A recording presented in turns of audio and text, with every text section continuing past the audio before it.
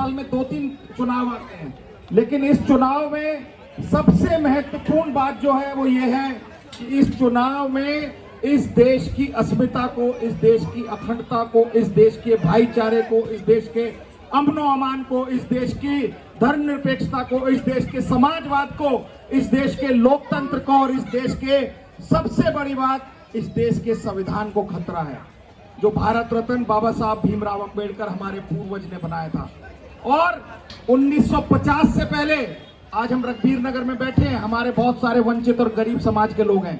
1950 जब ये संविधान लागू नहीं हुआ था, इससे पहले हमारी स्थिति कैसी थी आप लोगों को पता है। जानवरों से भी बदतर स्थिति थी हमारी, पानी तक नहीं पीने दिया जाता था, पढ़ने का अधिकार नहीं था, महिलाओं की स्थिति तो इतनी बुरी थी कि आदमी अगर मर गया तो उसके साथ चिता में जला दिया जाता था। और जब ये संविधान लागू हुआ, इस संविधान में औरत को, आदमी को, अगड़े को, पिछड़े को, गरीब को, अमीर को, गांव में रहने वाले को, शहर में रहने वाले को, अनपढ़ को, पढ़े लिखे को, सबको एक समान अधिकार इस संविधान ने दिया।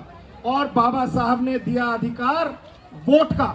उस वोट के अधिकार से जो आप सरकार बनाते हैं अपने हकूक के लिए, अपने अधिकार के लिए, अपने काम करने के लिए, लेकिन आज 10 साल से जो नरेंद्र मोदी जी की सरकार है, अमित शाह की सरकार है, आरएसएस और बीजेपी की सरकार है, ये कहीं ना कहीं हम सब जो गरीब समाज के लोग हैं, वंचित समाज के लोग हैं, पिछड़े समाज के लोग हैं, उनके आरक्षण को खतरा करने का काम कर रही है।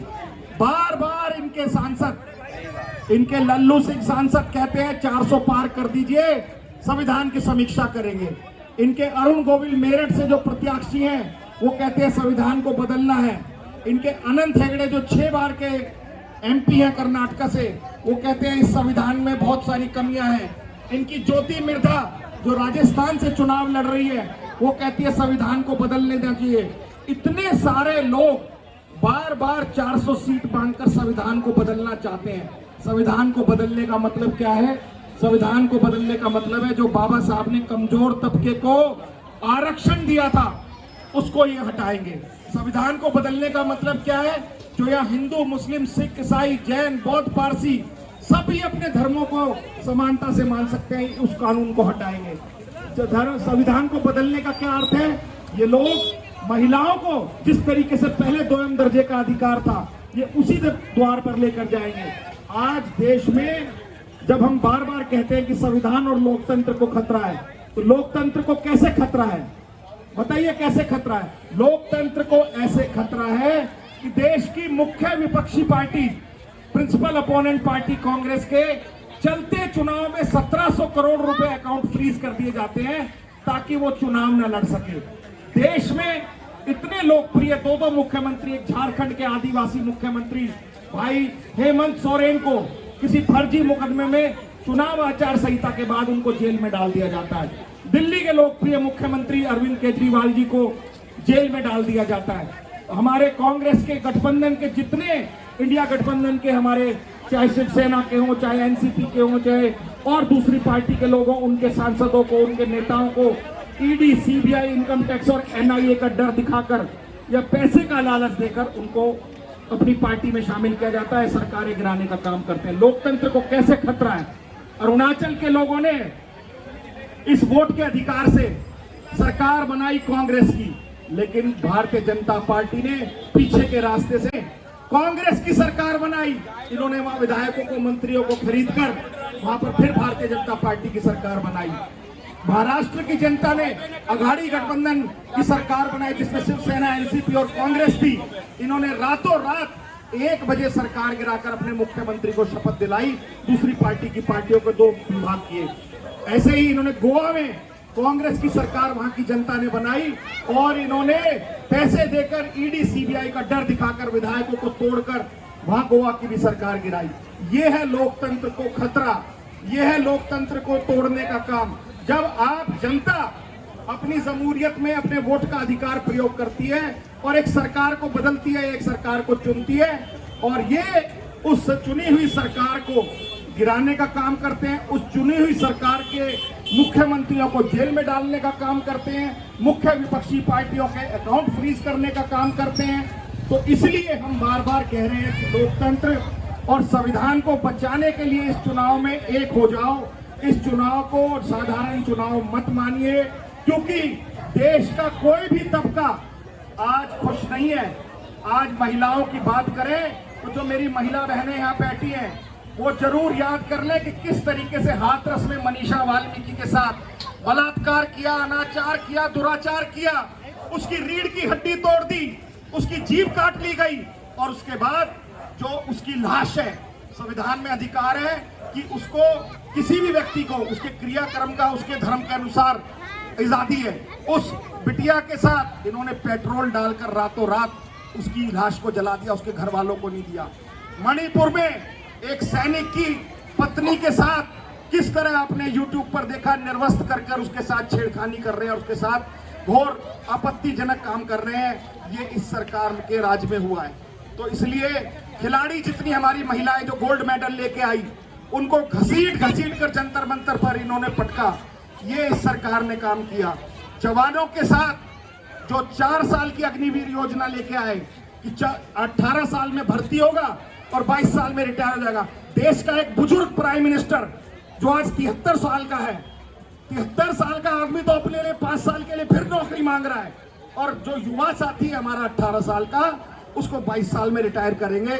आप सोच लीजिए जवानों के साथ कितना भद्दा मजाक ये सरकार करने जा रही है। युवाओं के साथ देश में इस वक्त 83% बेरोजगारी है। किसी भी युवक से पूछो, मैं यहाँ खड़े हजारों युवक हैं, कोई बता दे नरेंद्र मोदी की सरकार में या 10 साल यहाँ से प्रवेश वर्मा बीजेपी का सांसद रहा है, किसी एक व्यक्ति की सरकारी नौकरी लगी हो रघुवीर नगर में तो हाथ खड़ा करके बता दे। किसी की लगी है? बताइए, कोई एक आदमी बता दीजिए किसी की सरकारी नौकरी लगी हो।